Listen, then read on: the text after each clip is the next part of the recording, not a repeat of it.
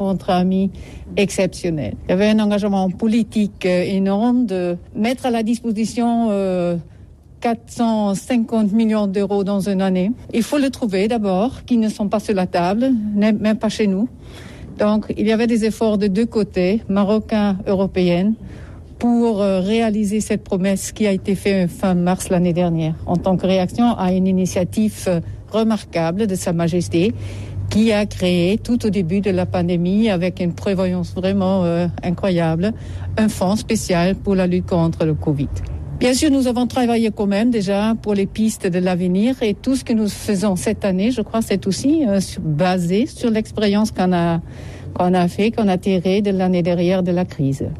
Donc, la Commission a travaillé déjà dès le début avec des annonces de deux communications, une sur la relation européenne voisinage qui est sortie le 9 février, une deuxième le 17 sur la relation commerciale. Tout ça dans un contexte d'une commission avec un engagement fort sur le Green Deal, le pacte vert, pour lancer toute la reprise de l'économie dans cette cadre, sur ce concept.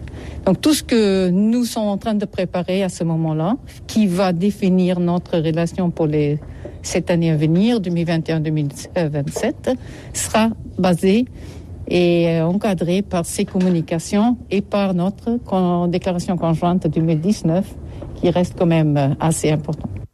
Claudia Vidé, ambassadrice de l'Union européenne au Maroc. Depuis le début de l'opération de vaccination, chez nous, un total de 2 635 859 personnes ont été vaccinées jusqu'à hier soir à 18h, dont 83 842 ont déjà reçu leur première dose du vaccin durant les dernières 24 heures. Et le ministre de la Santé de préciser que depuis le démarrage des deuxièmes inoculations vendredi dernier, le nombre total des personnes ayant pris leur deuxième dose du vaccin a atteint les 31 232 à ce jour.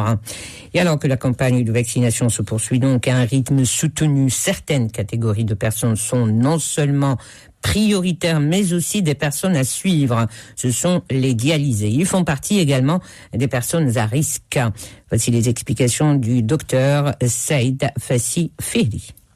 Oui, depuis le début de la maladie, on a considéré que les malades atteints d'insuffisance rénale, qui soient traités par la dialyse ou transplantés rénaux, étaient prioritaires par rapport à cette vaccination. Donc ceci a été approuvé à l'échelle mondiale. Donc il n'y a aucun doute là-dessus. Ce vaccin produit à partir d'un virus inactivé est tout à fait inoffensif chez les patients dialysés, comme celui de la grippe. Et nos patients sont prioritaires pour la vaccination à la grippe. D'autre part, on a vu a posteriori d'ailleurs que par les victimes de la Covid, les dialysés étaient parmi les plus touchés et qui représentaient une très forte mortalité. D'autre part, comme vous l'avez dit, la survenue d'un cas de Covid au sein d'un centre d'hémodialyse, ça expose tous les autres dialysés à la contamination ainsi que le personnel. Donc c'est vraiment une catégorie à vacciner en urgence. Et après la vaccination, Dr Saïd Fassi Ferri, y a-t-il des précautions à prendre pour cette catégorie de malades ? Éviter la vaccination le jour de la dialyse, surtout après la séance de la dialyse, parce que comme on utilise un peu d'anticoagulant, cela risque de faire un petit hématome à l'endroit de l'injection. Donc on fait le vaccin les jours où il n'y a pas de dialyse. Puis bon, comme d'habitude, on évite de vacciner les gens qui sont fébriles ou qui ont une maladie, disons, active au moment de la vaccination. Mais en dehors de ça, il n'y a pas de contre-indication formelle. Docteur Saïd Fassi Ferri. En attendant le retour à une vie normale, le virus continue de circuler en 24 heures. On a enregistré 15 décès, 446 nouveaux cas d'infection au coronavirus. Le ministère de la Santé a par ailleurs fait état de 808 nouvelles rémissions. Et au niveau international, les campagnes de vaccination contre le Covid-19 se poursuivent dans le monde. Le Ghana a reçu aujourd'hui la première livraison mondiale de vaccins financée par le dispositif COVAX, destiné notamment aux pays à faible revenu. Selon un communiqué de l'OMS et de l'UNICEF, ces vaccins ont été expédiés par l'UNICEF de Mambé à Accra et font partie de la première vague de vaccins anti-Covid-19 à destination de plusieurs pays à revenus, à faible revenu et intermédiaire. Cette livraison représente le début de ce qui devrait être la plus grande fourniture et distribution de vaccins de l'histoire. Selon ce communiqué, les travailleurs en première ligne dans la lutte contre le vaccin, contre le virus seront les premiers vaccinés. Le Ghana, ce pays anglophone ouest-africain, a enregistré 80 759 cas de Covid-19, dont 582 morts. En tout, le pays devrait recevoir plus de 2 millions de doses. Et puis, le président de la Fédération internationale de football, Giannis Infantino, entame ce mercredi une visite de travail de 2 jours dans le Royaume. La visite d'Infantino, qui a été accueillie à son arrivée par le président de la Fédération royale marocaine de football, Fawzi El Kja, s'inscrit dans le cadre de la consolidation des fortes relations entre la FIFA et les responsables de la Fédération royale marocaine de football. Gianni Infantino a été reçu par le ministre des Affaires étrangères, Nasser Bourita. Et puis, lors de cette visite, le président de la FIFA devra aborder avec les responsables marocains, notamment les préparatifs de l'Assemblée générale électorale de la Confédération africaine de football, prévue à Rabat le 12 mars prochain, et la candidature de Fawzi El Kja à un siège au Conseil de la FIFA.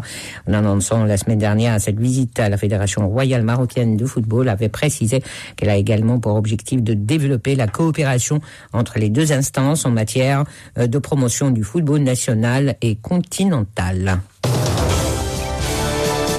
13h passé de 9 minutes, retour à l'actu nationale. Après les récentes précipitations, le taux de remplissage de nos barrages sont globalement positifs. Une région a connu un déficit hydrique depuis quelques années. Il s'agit de la région de Souss-Massa. La situation de déficit hydrique est actuellement en voie de résorption. État des lieux avec Mohamed Amrar. Il est chef de la division gestion durable du bassin hydraulique de Souss-Massa. Ces précipitations ont engendré des apports satisfaisants dans l'ensemble des barrages du bassin. Le taux de remplissage était à la fin de l'année 2020 en 11%. Maintenant, grâce à ces précipitations, on est à 33%. Donc on a un volume considérable et satisfaisant qui pourrait garantir un démarrage de l'année agricole prochaine, Inch'Allah, et de la satisfaction de l'eau potable. En ce qui concerne le taux de remplissage des barrages, on est à 25,8% pour barrage Youssef Ben Tachfine, et 16,7% pour le barrage Abdelmoum, et 63% pour le barrage Aoulouz, et 98% pour le barrage Imel Khaneg, et 82,5% pour le barrage Mokhtar Soussi, 33% pour le barrage Prince Moulay Abdallah et 100% pour le barrage Helsous, soit un volume global de 143 millions de mètres cubes, un volume très satisfaisant dans l'ensemble des barrages du bassin. Mohamed Amra, chef de la division gestion durable du bassin hydraulique de Souss-Massa. Et pour terminer ce 13h, le billet sport de la Gladier 12 en football africain. Le Wydad de Casablanca a réussi l'essentiel hier en ramenant les 3 points lors de sa première sortie en Angola en Ligue des Champions. La Gladier 12 revient également sur les stages des équipes nationales et sur la soirée européenne en Ligue des Champions. Il a fallu attendre plus de 2 ans pour voir le Wydad ramener un succès à l'extérieur en Ligue des Champions africaine. Le 2 février 2019, les Casablancais avaient ramené 3 points du Nigeria face à Lobby Stars. Hier, nos représentants ont fait de même 1-0 depuis Luanda face aux Angolais de Petro Atlético. Un but de Ayoub Kabi qui aurait pu mettre d'autres buts dont un penalty. L'équipe locale aussi a eu sa chance depuis les 11 mètres. Un nouveau joueur du côté des Rouges qui a fait déjà sa place au sein du groupe de Fawzi El Benzarti, c'est le Libyen Mouaïd Lafi qui a tenu à dédier ce succès au public du Wydad.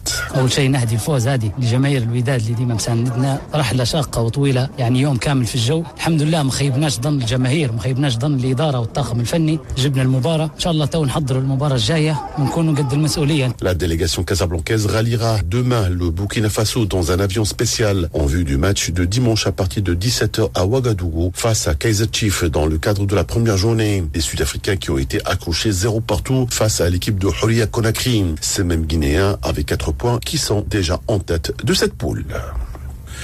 À la veille du mois de mars, plusieurs sélections nationales sont ou seront en stage en vue de matchs amicaux ou officiels dans le cadre des préparatifs des prochaines échéances. Ainsi, les A seront face à la Mauritanie et le Burundi. Les cadets qui préparent la CAN 2021 au Maroc, le futsal et les 2 matchs amicaux face à l'Argentine, sans oublier la sélection de beach soccer. La sélection A féminine est également réunie au complexe Mohamed VI à Mamoura. 23 joueuses ont été convoquées, dont 11 évoluant en Europe et 10 de l'équipe des phares. L'entraîneur national, le français Reynald Pedros, revient sur cette liste. Des joueuses locales, des joueuses étrangères. Alors on a essayé de piocher dans la liste de joueuses étrangères qu'on avait pour faire un mixte des deux. Ça n'a pas été toujours simple parce qu'avec le Covid, il faut s'adapter pas mal. 3 ou 4 joueuses qui viennent pour la première fois. On a besoin de les voir en situation.